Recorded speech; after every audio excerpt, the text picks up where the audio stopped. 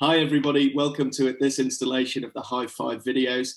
We've got Matt from Patient Plan Direct with us today. Hi Matt. Dan, how are you? Very good, thank you.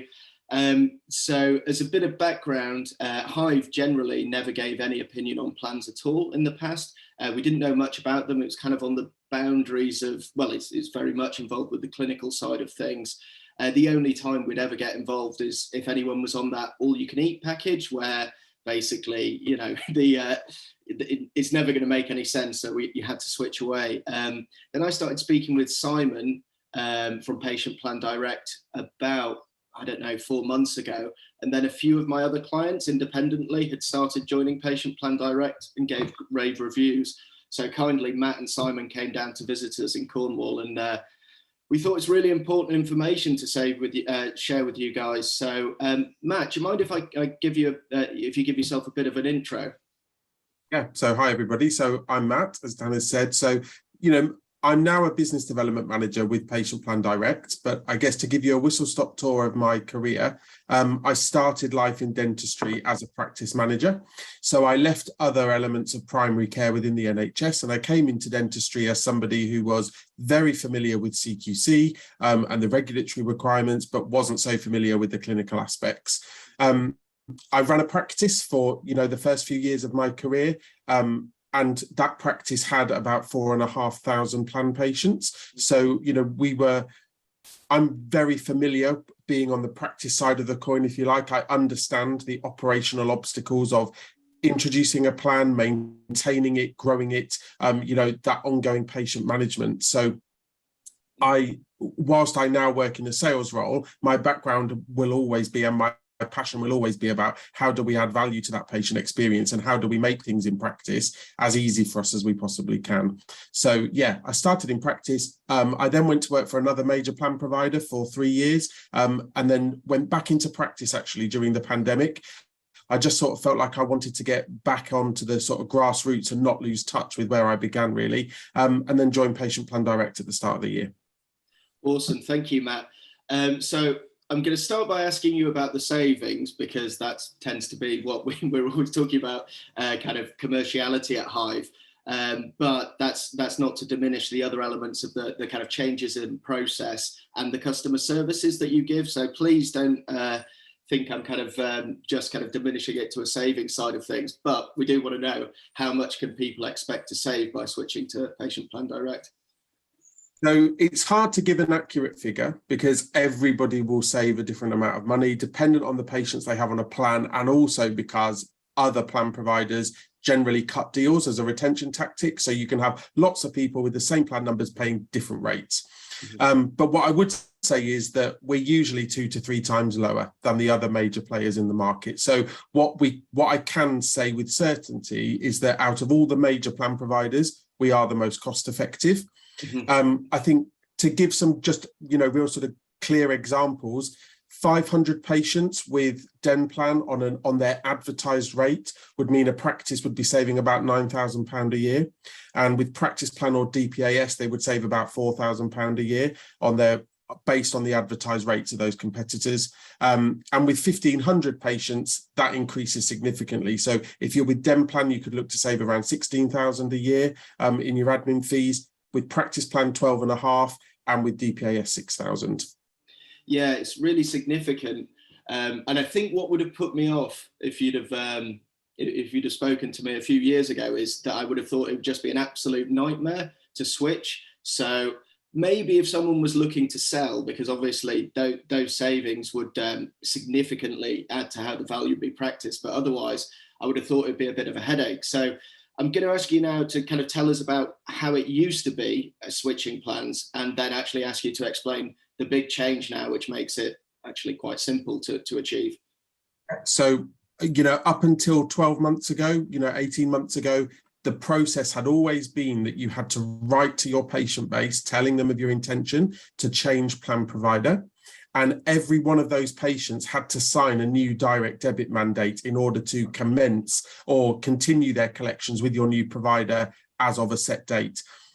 That was always a massive headache for the practice, because if you've got anything over a handful of patients on a plan, you're going to end up being inundated with phone calls.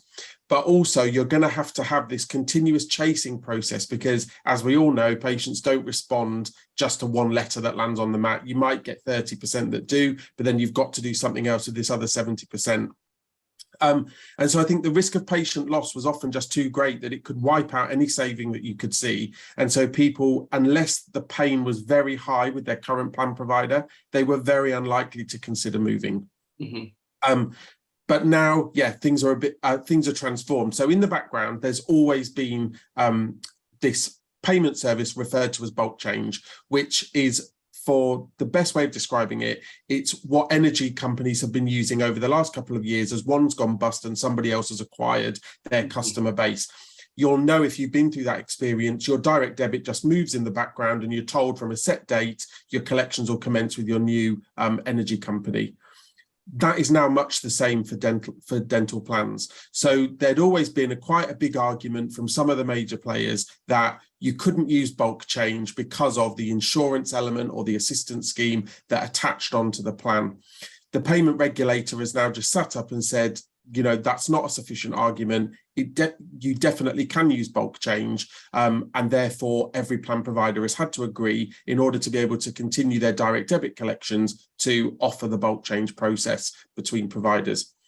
So what that means for a practice is all of the headaches that you would have historically feared have been removed. So we have to notify the patient of the change in plan provider, because the name of the direct debit is going to change, but the letter is for information only. So the patient doesn't have to do anything. We just have to know that they've been told this change is going to take place. That means the risk of patient loss, which was always because patients wouldn't sign the new direct debit mandate, has been almost totally removed. So historically, you would have expected to lose somewhere between 5 and 10% of your patient base, because through hell or high water, you just couldn't get them to sign a new agreement. Now we see, you know, and we've done quite a lot of these transfers over the last 12 months. What we can say is that practices are retaining around 99% of their patient base as part of that switch from one provider to another using bulk change. Now, to put that into perspective, a practice would expect natural attrition to be somewhere between 1 and 2% a month, because people move away and pass away and it's just stuff you can't control. So what those figures really show us are that even throughout the switch process now, because there is no call to action for the patient, the risk of loss is totally negated. Because the system is also now totally automated, it removes any pressure from the practice team. So yes, the practice might get a few phone calls from patients, you know, who are perhaps a bit more scam wary and want reassurance that the letter is genuine. But the practice don't need to do anything. They don't need to chase people to sign paperwork. They don't need to be having to change things in their systems. It's a seamless process managed end to end by the plan providers in the background. So there's no extra work for the practice team or the patient. Yeah, I mean, when I first heard about it, rarely do you kind of get anything that's so straightforward to find any savings. Usually there's a kind of cost to anything if it's investing in marketing or, you know, setting up a limited company to save some tax or something like that. There's a level of investment up front. So once I got my head around the bulk change process, yeah, it's incredibly powerful. And I think it might have a significant impact on the whole market, to be perfectly honest with you, once people kind of get their heads around the fact that basically it'll be a switch and they save money immediately. So the final bit that I do, because I've had maybe probably about 10 clients start working with you now, and all the feedback, even if they haven't started working with you formally, has been really, really positive. So I wanted to talk about a bit about the customer service side of things. So probably to start with, actually, how much work should the practice expect to do? If they said, yes, Matt, let's crack on and do it, how much input will they have to have? So from a simple switch point of view, the practice really don't have to do a lot of work at all. So they will need to obviously sign to agree to work with us. They confirm that they're happy with the termination letter, of which we have templates that can be used to every provider. Once the dentist provides us with a copy of his or her signature electronically, we add that into the letter, we brand it up, we send it on the practice's behalf, because we need to send the termination letter with the bulk change deed in order to be able to get the information back. And the process thereon in is managed end to end between the two plan providers. So there will be a 12-week notice period that you'll have to give your current provider. And that gives us time in that 12 weeks to request the data from the outgoing provider. So they send us all your patient details and all your plan details, including bank information for your patients. That we then just input all of that into our online cloud-based portal. The practice are just asked to do a quick sort of spot check of the data to make sure that they feel confident the outgoing provider has sent us accurate information, which they should have done. So we just recommend spot checking maybe half a dozen or so across the spreadsheet.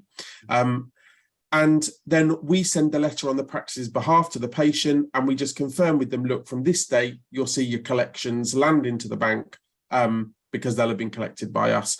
So the practice really have to put in absolutely no work. And we try and make that as light as possible for the practice, because I'm all too familiar with how pressured practice life can be, and it's very easy to want to do something, but if it's going to take you too much work, it gets put on a back burner because you just haven't got the time to invest into it.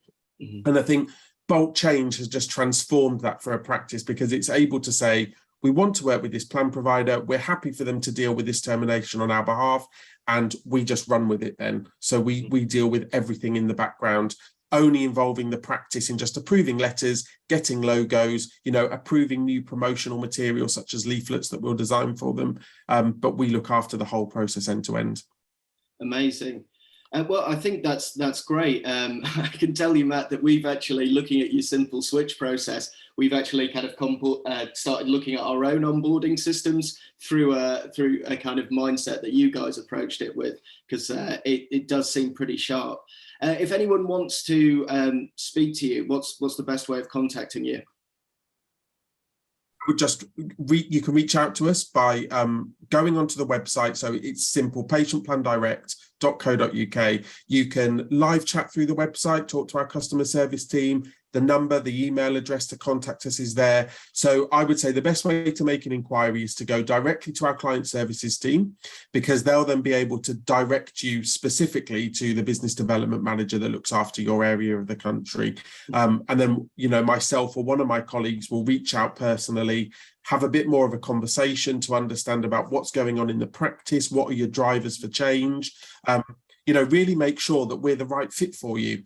Because I guess, just to put out there why our admin fees are so much lower, we are a plan provider, start to end, and that's where we focus our attention. So a lot of other providers have much higher fees because they strap on frilly services that practices often don't tap into. Now, every once in a while, we will talk to a practice who's using every single one of those additional services. Now, if you're one of those people, we're probably just going to say to you, you're better off staying where you are, because we're never going to be able to give you all of those additional things. But for every one person that does that, there's probably 50 that don't use any at all. And if you're one of those other 50, then you can see there's significant savings to be made. And, not only can that make savings to your bottom line, but it can mean that it gives you cash that you can reinvest into the practice in other ways and spend it on other things that you deem are more important. Yeah, definitely a big thing that, people that have been saying to move across, you immediately might generate an extra £500 for pay-per-click a month, which could have a significant impact on the top line as well. So yeah, the fact that you're kind of specialists at the payment side of things and at plans, and that's it, really resonated with us as well, because we've got a lot of in-house expertise, but if it's something like selling a practice, we actually know that we don't know how to do that. So we should actually find the best person to deliver that for us as well. Yeah, and that's exactly our mantra, really, that we want to offer the expert advice around stuff that we know about. And like me and my colleagues, we've been in practice, we've lived and breathed plan for a number of years. So we're familiar with that scenario. But the last thing we want to do is say, but we're also a compliant expert, and we can also give you accreditation for this, and we can offer you training for that. We'd rather say, look, keep the extra money and use it as and when you need to with experts in their relevant field, because really you're going to get the best of both worlds then. Absolutely. Well, thank you, Matt. I'll tell anyone watching that we are going to do a follow-up webinar about NHS conversions. So Matt and Simon have both been talking about it a lot. It's something our clients have always asked us about, and it's something we've advocated for in a lot of cases. Obviously, there's a lot of nuance, but with the current climate that we're in, more and more people are raising questions about it. And I feel that Patient Plan Direct can give a really good view on it. So watch out for part 2 of this. So thanks for watching. Thank you, Matt. Welcome. Thank you. Cheers.